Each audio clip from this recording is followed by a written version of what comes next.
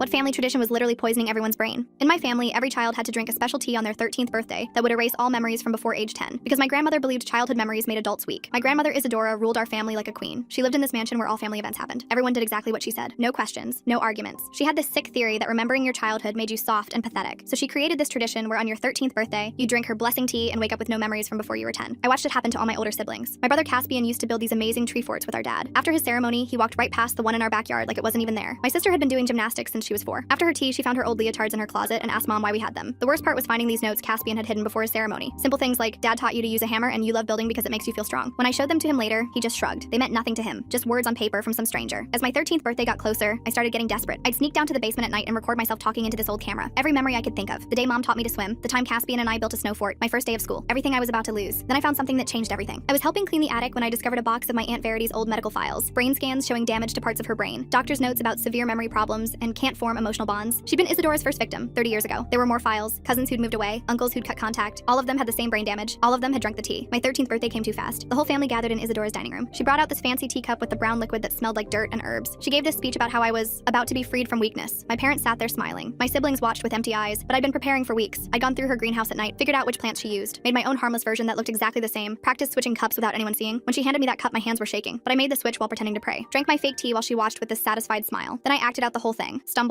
looked confused, asked where I was, let her think she'd won. For months, I lived a lie. When she'd show me baby photos, I'd stare at them blank. When Mom talked about family vacations, I'd act like I didn't understand. Meanwhile, I was collecting evidence, recording her talking about the tradition, taking pictures of her poison plants, finding more medical records hidden in her house. She started getting suspicious when I forgot things too perfectly. Real memory loss is messy. People remember fragments. I was too thorough in my act. Then she announced my cousin Delilah would have her ceremony early. She was only 11, but Isadora said she was ready. That's when I knew I couldn't pretend anymore. The fight got ugly fast. When I tried to warn Delilah's parents, Isadora convinced them I was having side effects from the tea. She brought in family members who swore the tradition helped them. My uncle gave this speech about how losing his memories made him a better businessman. She even tried to put the real tea in my food. Sure, I needed a stronger dose. She organized a whole intervention. 15 family members telling me I was sick, that I needed help, that refusing my treatment was hurting everyone. She had papers from some fake doctor saying I had tea-resistant syndrome. She was going to force it down my throat if she had to. What saved me was pure chance. My chemistry teacher noticed I kept asking about poisonous plants. When she asked why, something in me broke. I showed her everything. The videos, the medical files, the photos of Isadora's greenhouse. Turns out teachers have to report abuse, even the weird kind that sounds made up. The investigation found 3 generations of poisoned children, 17 family members with permanent brain damage. Isadora had been making the tea stronger each year. The younger kids were getting higher doses, more damage. I lost my entire family. My parents chose Isadora over me, said I destroyed something sacred. My siblings couldn't understand what I'd done wrong. They literally couldn't remember life being different. I ended up living with my mom's sister who'd run away at 12, the only one who'd escaped the tea. Delilah kept her memories. So did 8 younger cousins. But I'm banned from every family event, erased from photos. They tell people I died. To me, they're strangers living their successful, empty lives.